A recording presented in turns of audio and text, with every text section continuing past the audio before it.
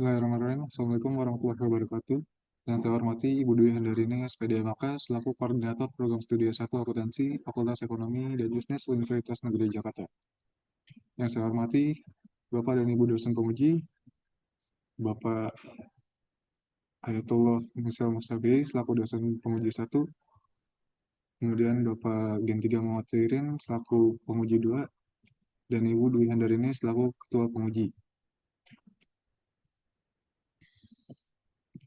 Perkenalkan, nama saya Abdul Sobirin dengan NIM 17066622074, mahasiswa program studi akuntansi Fakultas Ekonomi dan Bisnis Universitas Negeri Jakarta. Pada kesempatan hari ini, saya akan mempresentasikan terkait seminar hasil skripsi saya yang berjudul Pengaruh Environmental, Social, and Governance Disclosure, Ukuran Perusahaan dan Profitabilitas Terhadap Nilai Perusahaan, di mana penelitian ini berfokus pada perusahaan sektor konsumen non silikals yang terdaftar di Bursa Efek Indonesia pada periode 2022 sampai 2024.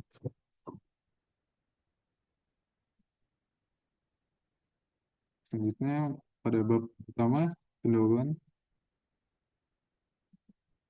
Latar belakang penelitian ini adalah transformasi ekonomi dan bisnis di era globalisasi saat ini menuntut perusahaan tidak hanya berorientasi pada keuntungan, tapi juga menekankan pada aspek keberlanjutan. Selain itu, investor kini juga mempertimbangkan aspek lingkungan, hubungan sosial, dan tata kelola suatu perusahaan, yaitu ESG, dalam pengambilan keputusan investasi. Selanjutnya, ukuran kinerja keuangan sebuah perusahaan juga dapat mencerminkan kepercayaan stakeholder untuk menilai kondisi perusahaan.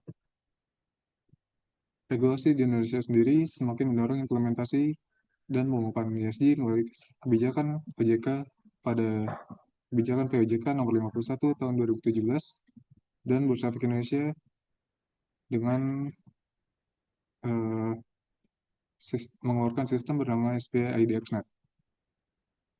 Pada data pada tabel di samping ini merupakan top 8 perusahaan yang memiliki skor ESG di atas 70, yang menunjukkan bahwa perusahaan tersebut mampu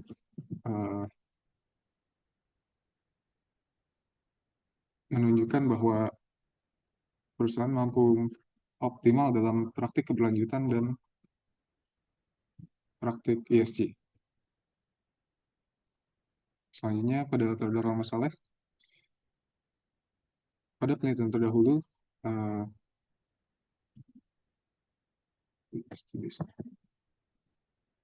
terkait variabel ESG disclosure terhadap nilai perusahaan, penelitian yang dilakukan oleh Abdi et al.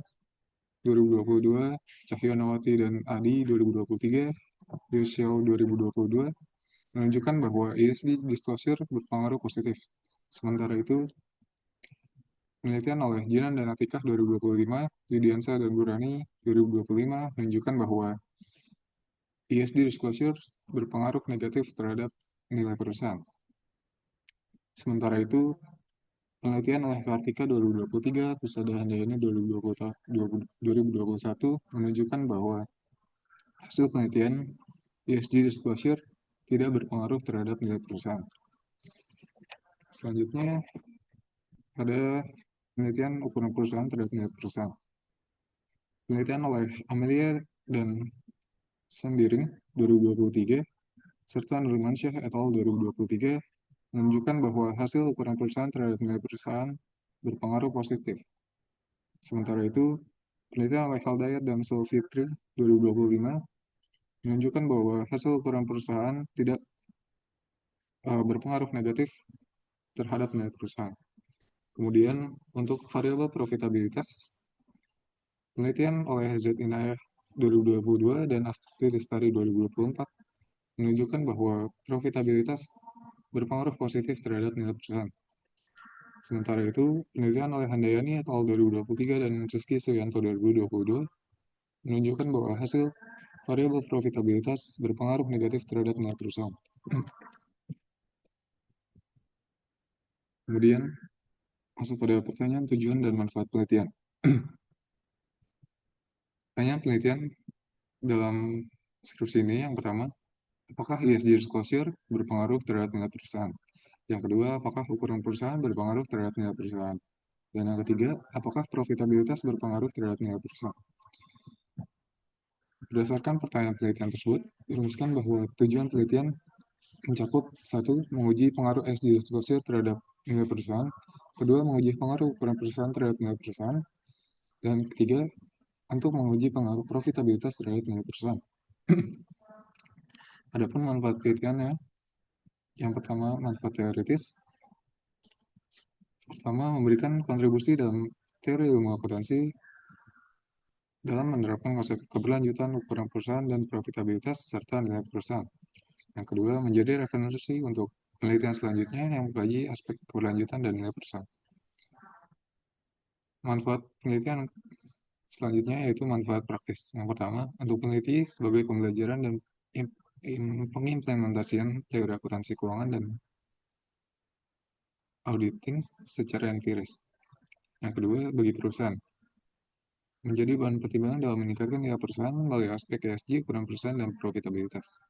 Yang ketiga, manfaat praktis bagi investor dan regulator, menjadi referensi dalam pengambilan keputusan investasi serta mendorong transparansi ESG dan praktik keberlanjutan perusahaan. Masuk pada bab 2, kajian Pustoker. Teori pendukung dalam penelitian ini mencakup dua teori. Yang pertama, teori stakeholder dan teori signaling.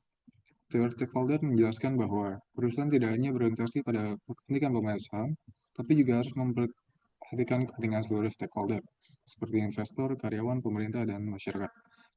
Dengan transparansi, pengungkapan ESG mampu meningkatkan kepercayaan publik serta memperkuat reputasi perusahaan di mata investor. Oleh karena itu, teori stakeholder dalam penelitian ini hmm, mendukung bahwa mendukung variabel ESG disclosure. Kemudian untuk teori signaling menjelaskan bahwa perusahaan dapat menunjukkan sinyal kepada investor melalui penyampaian informasi terkait prospek dan kondisi keuangan suatu perusahaan. Pengungkapan ESG dipandang sebagai sinyal positif yang menunjukkan bahwa komitmen dan tanggung jawab perusahaan terhadap lingkungan sosial dan tata kelola perusahaan memberikan sinyal untuk meningkatkan kepercayaan investor dan berdampak pada peningkatan nilai perusahaan. Teori signaling ini memperkuat variabel ukuran perusahaan, profitabilitas, dan nilai perusahaan. Kemudian konsep dan pengertian variabel. Nilai perusahaan. Nilai perusahaan merupakan persepsi investor terhadap kemampuan perusahaan dalam menciptakan nilai dan meningkatkan kesejahteraan pemegang saham. Nilai perusahaan juga bertujuan sebagai indikator cerminan keberhasilan suatu perusahaan. Dalam penelitian ini, nilai perusahaan diukur menggunakan rasio Tobinski sebagai proksi perhitungannya.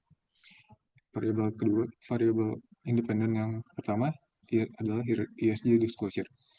Environmental, Social, and Governance Disclosure merupakan pengungkapan informasi terkait aspek lingkungan, sosial, dan tata kelola perusahaan dalam sustainability report. Pengungkapan ESG bertujuan meningkatkan transparansi perusahaan serta menunjukkan komitmen terhadap keberlanjutan usaha. Semakin baik pengungkapan ESG, maka semakin besar peluang perusahaan memperoleh kepercayaan investor dan dalam meningkatkan nilai perusahaan. Yang ketiga, ukuran perusahaan. Ukuran perusahaan merupakan indikator yang menggambarkan besar kecilnya suatu entitas bisnis yang dapat diklasifikasikan berdasarkan skala tertentu melalui berbagai pendekatan seperti total aset, pasar saham, dan lot size atau ukuran logaritma.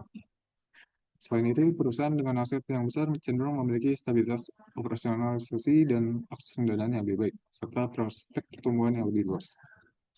Variabel independen yang ketiga adalah profitabilitas.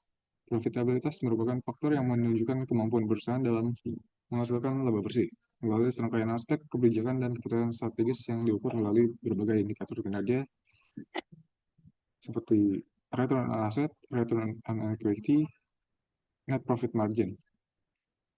Profitabilitas didefinisikan sebagai rasio yang menggambarkan sejauh mana perusahaan mampu memperoleh keuntungan dari sumber daya operasional. Selanjutnya, penelitian terdahulu. Penelitian terdahulu yang pertama oleh Yago Pabdi, Shawnee Lee, dan Xavier Tamaraturo dengan judul penelitian Exploring the Impact of Sustainability ESG Disclosure on Firm Value, Financial Performance in Airline Industry, the Moderating Role of Size and Age. Hasil penelitiannya menunjukkan bahwa penelitian dengan praktik keberlanjutan dapat menjadi sumber keunggulan kompetitif bagi manajemen dan tidak hanya berfungsi sebagai kewajiban sosial, tetapi juga dapat menjadi strategi untuk meningkatkan nilai perusahaan dan kinerja keuangan, terutama disesuaikan dengan ukuran perusahaan. Hasilnya adalah ESG disclosure berpengaruh positif terhadap uh, nilai perusahaan. Penelitian yang kedua yaitu oleh Rian Edian Syahdi dan Nur Cahyonawati dengan judul penelitian pengaruh environmental, social, and governance disclosure terhadap nilai perusahaan dengan ukuran perusahaan sebagai variabel moderasi. Studi empiris pada perusahaan dan keuangan di Bursa Efek Indonesia tahun 2019 sampai 2021. Hasil penelitiannya adalah penelitian menunjukkan bahwa pengungkapan ESG yang transparan dapat meningkatkan penilaian investor terhadap sebuah perusahaan. Penelitian ketiga yaitu oleh Maisya Aditya dan Sri Hasnawati dengan judul penelitian The Effect of ESG Disclosure on Firm Value, Empirical Study on Company Listed in Index ESG Leader for the period 2021 until 2023. Hasil penelitian menunjukkan bahwa investor akan memberikan penilaian sebagai lebih kepada perusahaan yang mengungkapkan informasi ESG atau keberlanjutan yang transparan. Hasil penelitian terakhir yaitu oleh Saidah Sofia Tojenan dan Atika dengan judul penelitian pengaruh pengungkapan ESG disclosure, green accounting, ukuran perusahaan dan kepemilikan institusional terhadap nilai perusahaan. Hasilnya adalah bahwa di pasar Indonesia, ukuran perusahaan masih menjadi faktor yang lebih kuat dalam mempengaruhi nilai perusahaan dibandingkan pengungkapan ESG, green accounting, dan kepemilikan institusional. Kemudian masuk pada pembahasan hipotesis penelitian. Hipotesis yang pertama yang diajukan oleh peneliti yaitu ESG disclosure berpengaruh positif terhadap nilai perusahaan. Yang kedua, hipotesis kedua, ukuran perusahaan berpengaruh positif terhadap nilai perusahaan. Hipotesis ketiga, yaitu profitabilitas berpengaruh positif terhadap nilai perusahaan. Bab 3, metode penelitian. Unit analisis, populasi, dan sampel penelitian. Populasi dalam penelitian ini adalah perusahaan sektor konsumen non-silikals yang terdaftar di Bursa Efek Indonesia pada periode 2022 hingga 2024. Tercatat sebanyak 130 perusahaan yang terdiri dari subsektor food and service retailing, food and beverage, tobacco, dan non-durable household product.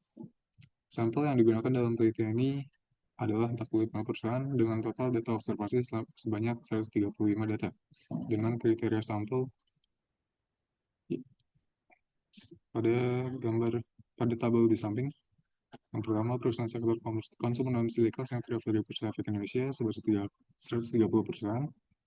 Kurangnya dengan kriteria sampel perusahaan sektor konsumen non-silikals yang tidak terdaftar secara berturut-turut ada sebanyak 16.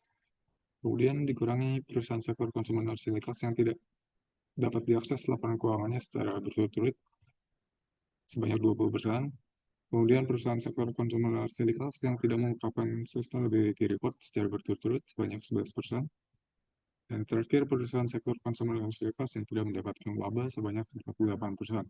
Maka didapatkan jumlah kriteria sampel sebanyak 45 perusahaan dikalikan dengan 3 tahun periode penelitian, yaitu 2022 hingga 2024, dengan total data observasi yaitu 135. Kemudian untuk unit dan teknik pengumpulan data pada penelitian ini menggunakan pendekatan kuantitatif dengan teknik pengumpulan data menggunakan proporsi sampling, yaitu metode penentuan sampel berdasarkan kriteria tertentu dengan tujuan penelitian, seperti yang sudah dijelaskan sebelumnya.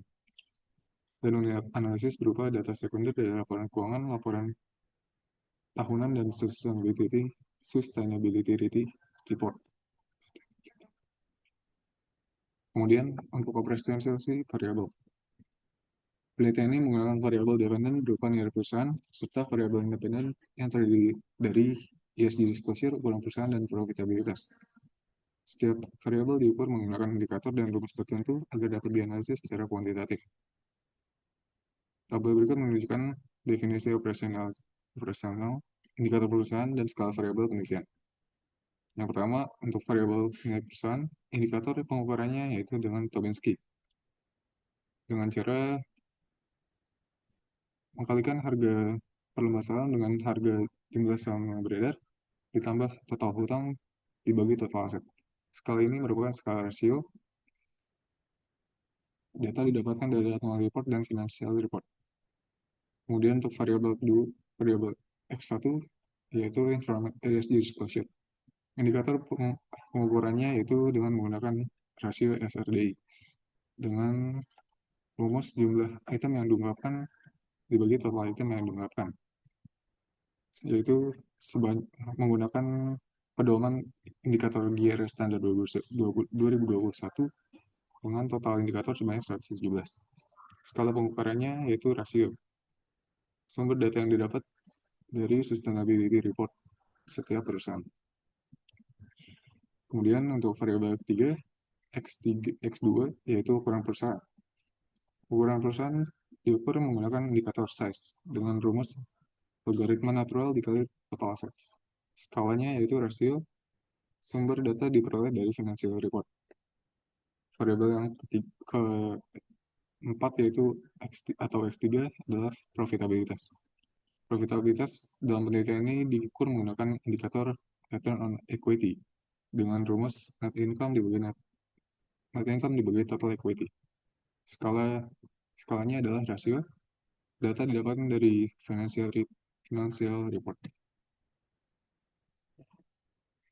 Selanjutnya, teknik analisis. Dalam penelitian ini, teknik analisis menggunakan IFIS 13. Tahapan pertama yaitu uji statistik deskriptif dengan mengukur dan melihat pada nilai median, maksimum, minimum, dan standar deviasi pada seluruh variabel, yaitu Tobinski, SRDI, size, dan ROI. Kedua yaitu uji asumsi klasik. Dengan yang pertama uji normalitas, uji multikorelativitas, dan uji heteroskedastisitas, serta uji autokorelasi. Selanjutnya, pada tahap ketiga yaitu pemilihan model regresi data panel. Uji ini dilakukan yang pertama uji Chow, yaitu dengan memilih antara common effect model atau fixed effect model. Kemudian dilanjutkan untuk uji Hausman dengan memilih model antara fixed effect model dan random effect model. Jika terpilih uji Chow-nya fixed effect model dan uji Hausman-nya terpilih fixed effect model, maka tidak diperlukan uji Lagrange multiplier.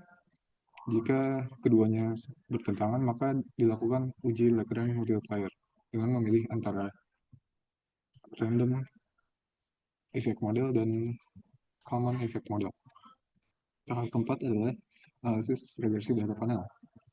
Model regresi data panel dalam penelitian ini yaitu SRDI sama dengan konstanta ditambah beta 1 dikali X1 ditambah beta 2 kali X2 tambah beta 3 kali X3 ditambah error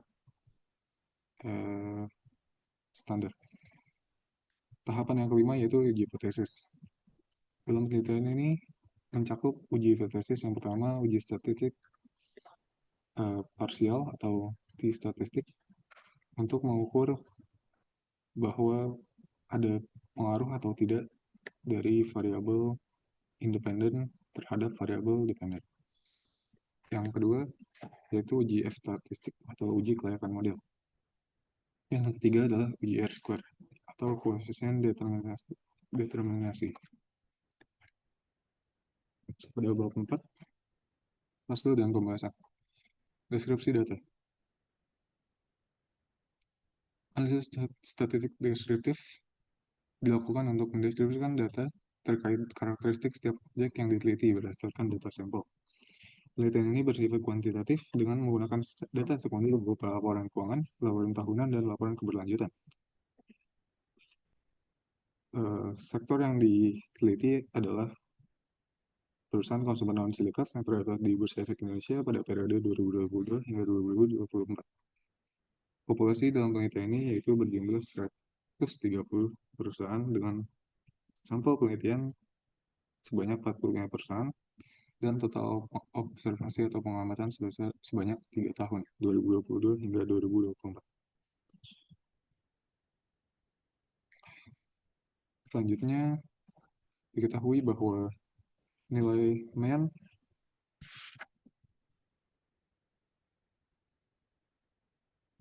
untuk Robinsky atau nilai perusahaan yaitu didapatkan hasil sebesar 0,3390, di mana nilai tersebut menunjukkan bahwa sebesar 34%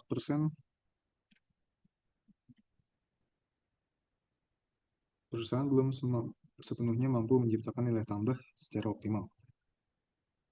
Dengan data minimum sebesar minus 1,64487 setelah dilogaritmakan dari nilai asli sebesar 0,1923 yang merupakan nilai yang terdapat pada PT Triputro Agro Persada pada tahun 2023 dan mengindikasikan bahwa perusahaan belum mampu mengelola sumber daya secara efisien untuk menciptakan nilai tambah bagi perusahaan. Kemudian untuk nilai maksimumnya yaitu sebesar 2,5098 setelah dilogaritmakan dari nilai asli sebesar 12,3028. Nah, ini merupakan terdapat pada PT ST Goldfield Tbk pada tahun 2022. Selanjutnya, pada hasil nilai standar deviasi sebesar 0,7436. Nilai tersebut berada lebih besar daripada nilai rata-rata, yang menunjukkan bahwa variabel nilai perusahaan antar perusahaan tidak memiliki variasi penyebaran cukup besar dan fluktuatif antara perusahaan dengan tinggi rendahnya dalam pasar. Kemudian untuk hasil statistik deskriptif Environmental Social Governance dengan pengukuran SRDI menunjukkan bahwa nilai MEN yaitu sebesar 0,113 atau sebesar 61%. Hal ini menunjukkan bahwa sebagian besar perusahaan sampel sudah cukup baik dalam melakukan aspek keberlanjutan dalam setiap indikator dan item yang diungkapkan. Untuk nilai minimum dari ESG disclosure-nya yaitu sebesar 0,222 terdapat pada PT Sekar Laut Tbk pada tahun 2022 sampai 2024. Selanjutnya, untuk nilai maksimum didapatkan sebesar 0,9231. Nilai tersebut ada pada PT Sawit Sumber Mas Sarang Tbk pada tahun 2024.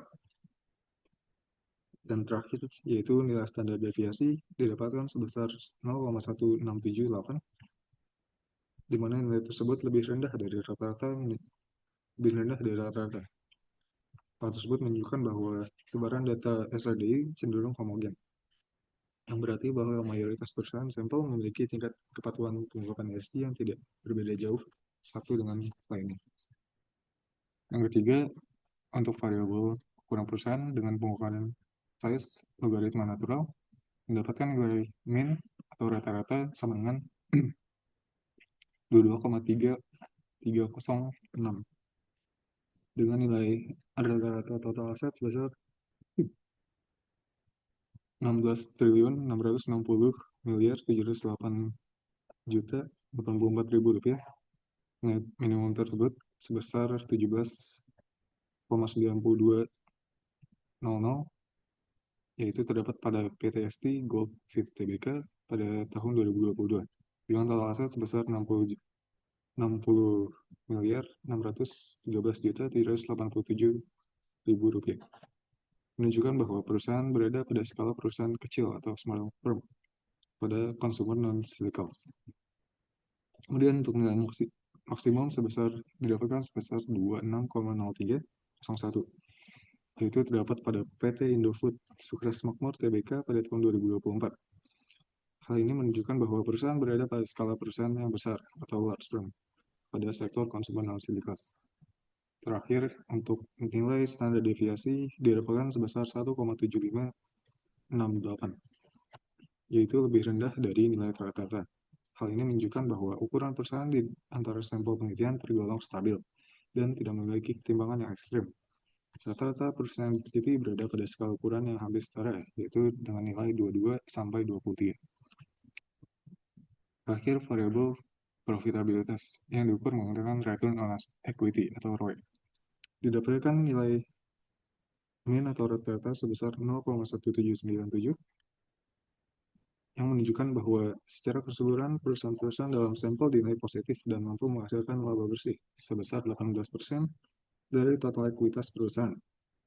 Nilai minimum ROE didapatkan sebesar 0,024 terdapat pada PT Wahana Indy Makmur Tbk tahun 2024. Yang ini menunjukkan bahwa perusahaan sedang mengalami kerugian dan efisiensi laba penjualan pada tahun tersebut. Kemudian untuk nilai minimum didapatkan sebesar 1,5674, yaitu terdapat pada PT Unilever Indonesia Tbk dengan di tahun 2024. Hal tersebut menunjukkan bahwa kemampuan kinerja keuangan sangat tinggi dalam menciptakan laba bersih. Namun, nilai standar deviasi yang didapatkan pada variabel ROE ini sebesar 0,2299, lebih besar dari nilai rata-rata. Hal tersebut menandakan adanya perbedaan variasi kemampuan dalam menghasilkan laba di antara perusahaan-perusahaan sampel, di mana beberapa perusahaan sangat profitable, sementara sebagian perusahaan lainnya mengalami tren yang negatif atau merugi. Selanjutnya adalah uji pemilihan model. Dalam analisis model regresi data panel, untuk menetapkan model penelitian yang terbaik antara TEM, PEM, dan REM dapat dilakukan melalui 3 uji statistik. Yang pertama, ada uji Chow. Uji Chow dilakukan untuk menguji dan memilih model estimasi yang layak digunakan pada data penelitian di antara Common Effect Model dan Fixed Effect Model. Hasil uji Chow dalam penelitian ini menunjukkan bahwa angka probabilitas kurang dari 0,05, yaitu 0,000, di mana berdasarkan hasil uji tersebut, model yang paling tepat digunakan dalam pengujian ini adalah Fixed Effect Model. Selanjutnya untuk uji Hausman. Uji Hausman bertujuan untuk memilih model apakah model yang terbaik selanjutnya setelah uji Chow, yaitu antara Fixed Effect Model dan Random Effect Model. Dalam penelitian ini, uji Hausman didapatkan nilai probabilitas sebesar 0,8217. Nilai tersebut lebih besar dari 0,05. Oleh karena itu, model yang paling tepat digunakan dalam pengujian ini adalah Random Effect Model atau RM. Selanjutnya, karena dalam penelitian ini didapatkan model yang berbeda, yaitu FEM dan RM, maka selanjutnya dilakukan uji Lagrange multiplier. Uji LM dilakukan dalam penelitian ini untuk memilih model yang terbaik antara FEM dan RM. Dengan nilai yang didapatkan pada uji Lagrange multiplier pada Burst-Pagan cross-section nilainya yaitu 0,000, di mana nilai tersebut lebih kecil dari 0,05. Maka model yang terbaik dalam penelitian ini dipilih adalah Random Effect Model atau RF. Selanjutnya uji asumsi klasik. Uji asumsi klasik merupakan uji yang bertujuan untuk memastikan kembali model regresi apakah tepat digunakan agar tidak terjadi bias dan ketidakkonsistenan hasil penelitian. Oleh karena itu, uji ini akan dilakukan melalui beberapa tahapan. Yang pertama, uji normalitas, uji multi-collinear test, uji heteroskedastisitas, dan uji autokorelasi.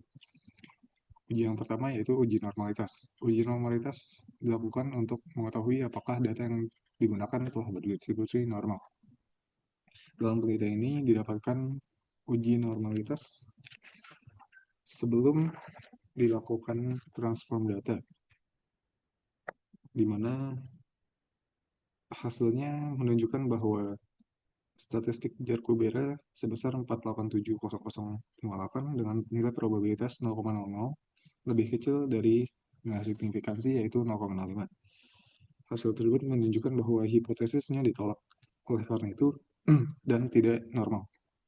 Oleh karena itu, disimpulkan bahwa pada data estimasi pertama ini, residual model regresi dalam penelitian ini tidak berdistribusi normal.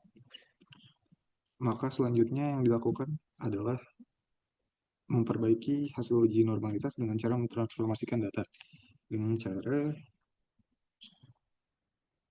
tahapan yang dilakukan pengujian berulang dengan menggunakan logaritma natural pada variabel nilai perusahaan atau variabel Y. Ya, variabel Y di logaritmakan, maka hasil uji normalitas setelah ditransform menunjukkan bahwa nilai Jarkubera berada pada 0,31928 dengan nilai probabilitas sebesar 0,852477, di mana nilai tersebut lebih besar dari nilai signifikansi 0,05, yang menunjukkan bahwa uji normalitas ini dalam penelitian ini berdistribusi normal setelah dilakukan transform data. Kemudian untuk uji multikolinialitas, uji multiko ini dilakukan untuk menilai adanya korelasi yang tinggi antara variabel independen. Dalam penelitian ini, uji multikolonialitas dilakukan melalui nilai FIF atau Variance Inflation Factor kurang dari 10. Dengan ketentuan tersebut, didapatkan center PIF pada variabel ESG atau SRDI sebesar 1,1339, di mana nilai tersebut kurang dari 10. Kemudian untuk variabel ukuran perusahaan atau size diperoleh nilai probabilitas center PIF yaitu 1,0938, di mana nilai tersebut kurang dari ketentuan VF 10. Selanjutnya untuk variabel profitabilitas dengan ROE diperoleh nilai VIF sama dengan 1,050446, di mana nilai tersebut lebih kecil dari ketentuan nilai VIF yaitu di bawah 10. Oleh karena itu, disimpulkan bahwa dalam penelitian ini tidak terdapat masalah multikolinialitas dan uji multikolinialitas ini lolos. Selanjutnya ada uji heteroskedastisitas. Uji heteroskedastisitas dilakukan untuk menilai apakah terdapat kesamaan varians dari residual antar observasi. Dalam penelitian ini uji heteroskedastisitas diuji melalui uji Glasser yang dilakukan dengan nilai signifikansi di bawah 0,05, menunjukkan bahwa lebih besar dari 0,5, menunjukkan bahwa variabel-variabel yang diteliti lolos uji heteroskedastisitas, di mana hasil uji IFIS untuk variabel SRDI atau ESG diperoleh nilai probabilitas sebesar 0,7604. Nilai tersebut di atas ketentuan, yaitu ketentuan signifikansi sebesar 0,05. Kemudian ukuran perusahaan atau size dengan nilai probabilitas 0,06, yaitu di atas 0,05. Hal tersebut menunjukkan bahwa variabel ukuran perusahaan lolos uji heteroskedastisitas. Selanjutnya untuk variabel profitabilitas diperoleh nilai probabilitas sebesar 0,28, lebih besar dari 0,05. Maka dapat disimpulkan bahwa penelitian ini dinyatakan lolos uji heteroskedastisitas dengan model regresi dinyatakan valid dan layak untuk digunakan pengujian berikutnya. Pengujian yang keempat yaitu uji autokorelasi dengan ketentuan uji dengan ketentuan Durbin-Watson, yaitu DU lebih kecil dari DW lebih kecil dari 4 dikurang DL. Uji autokorelasi dilakukan untuk menilai adanya hubungan antara residual pada periode tertentu dan residual periode sebelumnya dalam model regresi data panel. Dalam penelitian ini, didapatkan nilai Durbin-Watson sebesar 2,0356448 dengan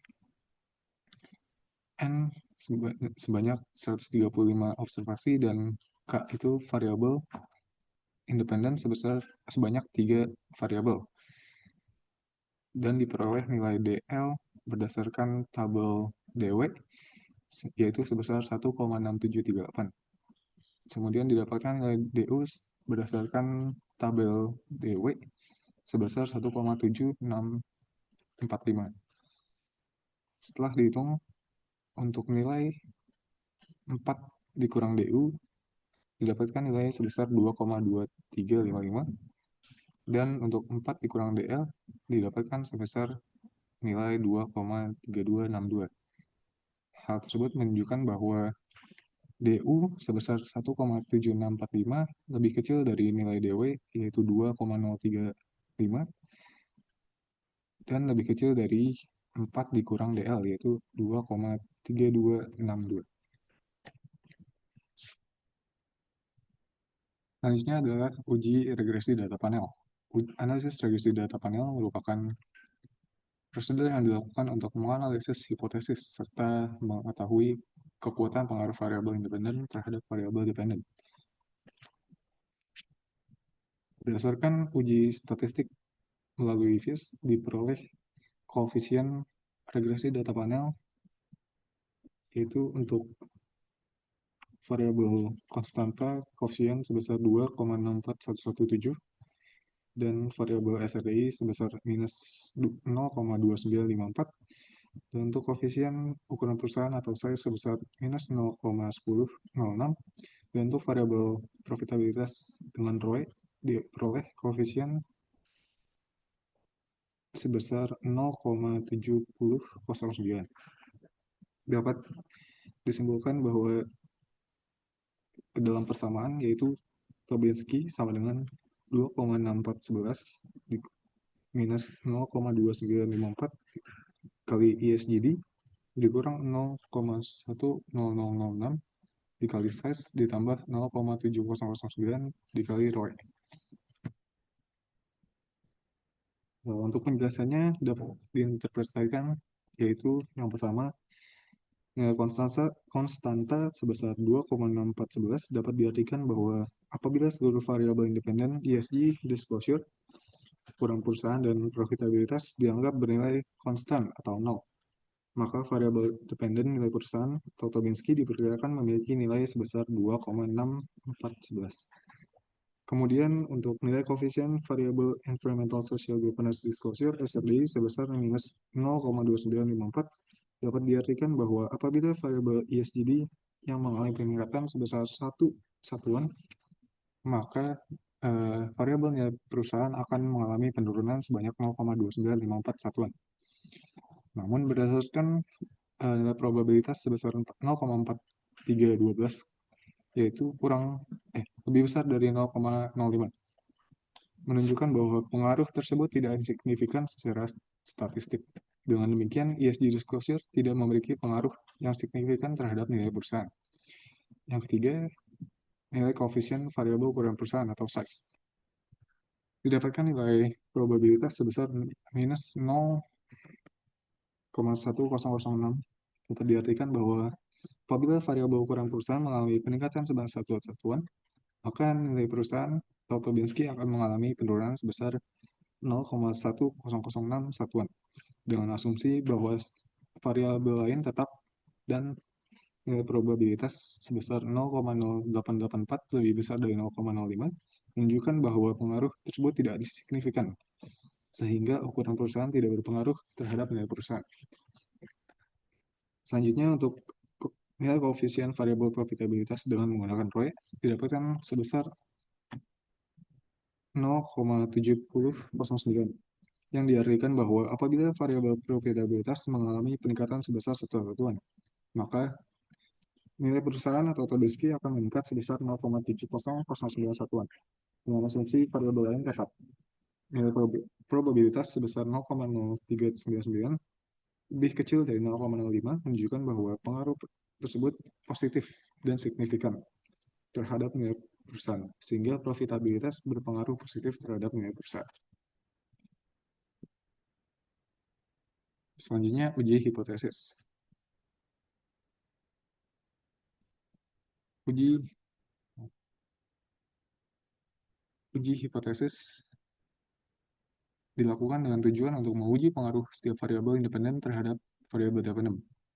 Penelitian ini menggunakan 3 pengujian hipotesis meliputi uji koefisien, determinasi R-square, uji kelayakan model F statistik, dan uji signifikansi parsial atau t-statistik.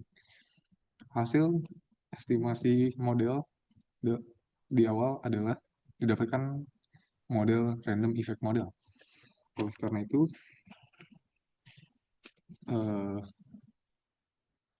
diketahui bahwa hasil uji hipotesis untuk koefisien determinasi R-square dengan nilai adjusted R-square sebesar 0,0366 berarti bahwa variabel dependen nilai perusahaan dipengaruhi sebesar 4% oleh kombinasi variabel independen. Sisanya sebesar 96% dipengaruhi oleh faktor di luar variabel independen dalam penelitian. Kemudian untuk uji kelayakan model, uji F statistik. Sebelumnya untuk uji koefisien determinasi dinyatakan layak untuk dilanjutkan. Selanjutnya untuk uji kelayakan model, F statistik. UGF dilakukan untuk mengukur dan menilai apakah model persamaan regresi dalam penelitian dinyatakan layak untuk digunakan. Didapatkan nilai probabilitas F statistik sebesar 0,048392, di mana nilai tersebut lebih kecil dari 0,05. Maka disimpulkan bahwa model regresi layak digunakan dan dapat dilanjutkan untuk penelitian untuk pengujian berikutnya. Selanjutnya yaitu uji parsial atau t-statistik. Uji parsial atau uji T dilakukan untuk mengukur, menilai, dan menilai apakah model persamaan regresi dalam penelitian dinyatakan layak untuk digunakan. Pada hasil EVIRS dalam penelitian ini, probabilitas SRDI atau ESG disclosure diperoleh nilai 0,43212. Hal tersebut lebih besar dari 0,05. Maka variabel ESG disclosure tidak berpengaruh terhadap nilai perusahaan. Kemudian untuk variabel ukuran perusahaan didapatkan nilai probabilitas sebesar 0,0884, di mana nilai tersebut kurang dari 0,05, maka uji parsial untuk ukuran perusahaan tidak berpengaruh terhadap nilai perusahaan. Kemudian untuk variabel profitabilitas didapatkan nilai probabilitas sebesar 0,0399. Nilai tersebut lebih kecil dari 0,05, menunjukkan bahwa profitabilitas memiliki pengaruh positif terhadap nilai perusahaan. Selanjutnya, pembahasan. ESG disclosure yang pertama, ESG disclosure tidak berpengaruh terhadap nilai perusahaan. Berdasarkan uji statistik parsial uji T, variable environmental social governance disclosure yang diprofesikan menggunakan SRDI dengan melalui indikator pengungkapan GRI 2021 memiliki nilai koefisien regresi sebesar minus 0,2954 dengan nilai T statistik sebesar minus 0,7895 dan memperoleh nilai probabilitas sebesar 0,4312 atau lebih besar dari tingkat signifikansi, yaitu sebesar 0,05. Namun, berdasarkan nilai probabilitas 0,4312 lebih besar dari 0,05. Pengaruh tersebut tidak signifikan secara statistik. Maka, untuk hipotesis pertama dinyatakan ditolak, yaitu ESG tidak berpengaruh terhadap nilai perusahaan. Yang kedua, untuk ukuran perusahaan, terhadap ukuran perusahaan tidak berpengaruh terhadap nilai perusahaan.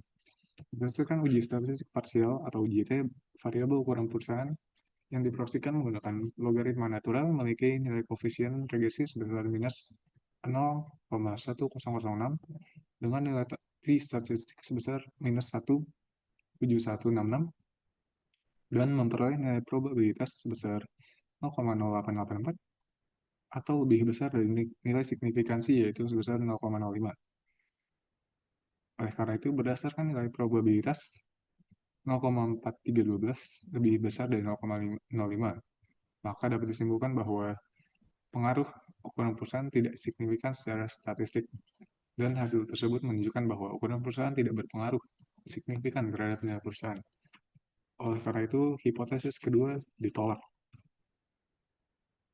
Yang ketiga, variabel ketiga yaitu profitabilitas berpengaruh positif terhadap nilai perusahaan. Berdasarkan uji statistik parsial (UJT), variabel profitabilitas diproyeksikan dengan ROE memiliki koefisien regresi sebesar 0,709 dengan nilai t-statistik sebesar 2,07753 dan memperoleh nilai probabilitas sebesar 0,0399 atau lebih kecil dari tingkat signifikansi sebesar 0,05.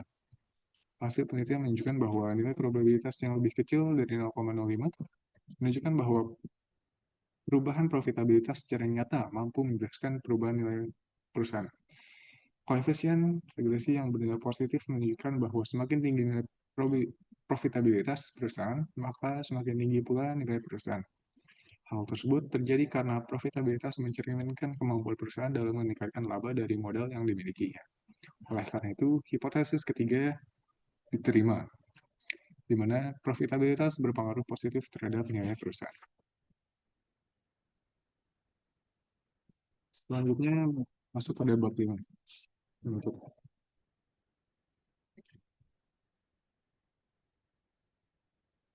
Bab 5 yang pertama adalah kesimpulan dan implikasi. Kesimpulannya, yang pertama, ESG exposure tidak berpengaruh terhadap nilai perusahaan. Yang kedua, dengan H1 ditolak. Yang kedua, ukuran perusahaan tidak berpengaruh terhadap nilai perusahaan, di mana hipotesis kedua ditolak. Dan yang ketiga, variabel profitabilitas berpengaruh positif terhadap nilai perusahaan, dan dinyatakan hipotesis ketiga diterima. Selanjutnya, untuk implikasi teoritis, penelitian ini memberikan kontribusi secara teoritis terhadap pengembangan literatur mengenai faktor-faktor yang mempengaruhi nilai perusahaan, khususnya pada perusahaan sektor konsumer dan sindikat di Indonesia. Penelitian ini menunjukkan bahwa teori stakeholder dan teori signaling tidak sepenuhnya dapat menjelaskan hubungan antara ESG disclosure maupun ukuran perusahaan terhadap nilai perusahaan. Selain itu, implikasi praktis yang pertama, bagi perusahaan, hasil penelitian ini menunjukkan bahwa profitabilitas merupakan faktor yang mampu meningkatkan nilai perusahaan. Oleh karena itu, perusahaan perlu meningkatkan transparansi, konsistensi, dan mengoptimalkan penggunaan aset, serta memperkuat strategi bisnis agar mampu menghasilkan laba yang berkelanjutan. Bagi investor, hasil penelitian ini dapat menjadi acuan bagi para investor agar tidak hanya mempertimbangkan ukuran perusahaan maupun tingkat pengungkapan ESG dalam mengambil keputusan investasi. Investor juga perlu melakukan analisis yang lebih komprehensif dengan memberikan perhatian lebih besar terhadap kondisi fundamental perusahaan, terutama kemampuan perusahaan dalam menghasilkan laba. Yang ketiga, implikasi praktis bagi pemerintah. Penelitian ini memberikan masukan positif bagi pemerintah, khususnya melalui Otoritas Jasa Keuangan dan Bursa Efek Indonesia, di mana diharapkan dapat terus meningkatkan kebijakan dan pengawasan terkait pelaksanaan serta pengungkapan ESG.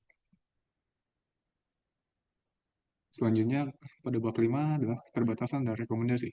Keterbatasan penelitian. Penelitian ini hanya menggunakan perusahaan sektor konsumer non silkas yang terdaftar di Bursa Efek Indonesia, sehingga penelitian ini belum dapat digeneralisasikan pada seluruh sektor industri. Yang kedua, periode penelitian ini terbatas, yakni 3 tahun, yaitu 2022 hingga 2024, sehingga belum mampu menggambarkan pengaruh variabel penelitian dalam jangka waktu yang lebih panjang. Yang ketiga, penelitian ini hanya menggunakan 3 variabel independen, yaitu ESG disclosure, ukuran perusahaan, dan profitabilitas. Sementara itu, masih terdapat berbagai faktor lain yang berpotensi mempengaruhi nilai perusahaan. Dan yang keempat, pengukuran ESG disclosure dilakukan berdasarkan indeks pengungkapan yang menitik beratkan pada jumlah informasi atau indikator yang diungkapkan dalam GRI standar 2021 saja, sehingga belum sepenuhnya mencerminkan kualitas implementasi ESG yang sebenarnya di dalam perusahaan. Yang terakhir, untuk rekomendasi penelitian selanjutnya, bagi penelitian selanjutnya disarankan untuk memperluas objek penelitian dengan melibatkan sektor industri lain yang terdaftar di Bursa Efek Indonesia seperti sektor finansial, sektor teknologi, dan sektor energi. Sehingga hasil penelitian berikutnya dapat memiliki tingkat generalisasi yang lebih baik. Yang kedua, penelitian selanjutnya diharapkan menggunakan periode pengamatan yang lebih panjang, yaitu lebih dari 3 tahun, agar dan menambahkan variabel independen lain seperti leverage, likuiditas, kebijakan dividen, struktur modal, pertumbuhan perusahaan, GCG, maupun kepemilikan institusional, agar mampu menggambarkan pengaruh ESG disclosure, ukuran perusahaan, dan profitabilitas terhadap nilai perusahaan secara lebih komprehensif. Dan terakhir, penelitian selanjutnya juga dapat menggunakan pengukuran ESG yang lebih komprehensif selain rasio SRDI yang digunakan dalam penelitian ini, seperti ESG Rate atau ESG IDX Leader, dengan mempertimbangkan penggunaan metode analisis yang berbeda, seperti Dynamic Panel Data atau Structural Equation Modeling atau SM, dan menambahkan variabel moderasi dan mediasi. Sekian, terima kasih. Apabila terdapat kesalahan dan pengucapan yang kurang baik, mohon dimaafkan. Sekian, saya tutup presentasi seminar hasil skripsi hari ini. Wassalamualaikum warahmatullahi wabarakatuh.